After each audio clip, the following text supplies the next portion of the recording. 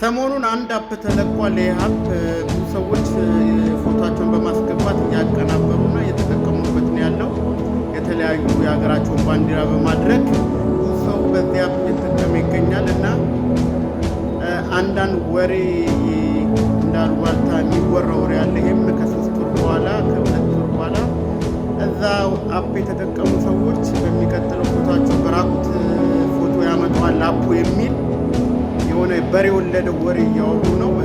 ይህም ደግሞ በአፕ ውስጥ ገብታችሁ ራሱ ውልና መመሪያ ደንብ አለው። በፍጹም እንደዚህ የሚያደርግም አለም አንድም ሰው በዚህ አፕ ተጠቅሞ እንደዚህ አይነት ነገር ያጋጠመው የለም። ራሱ አንዱ የሚያመጣ የለም። ሁሉም ሰው እየተጠቀመ ያለው አፕ ነው። ይሄ ብቻ ሳይሆን ከዚህ በፊት ብዙ አፖች ወደ ስራ ገብተዋል።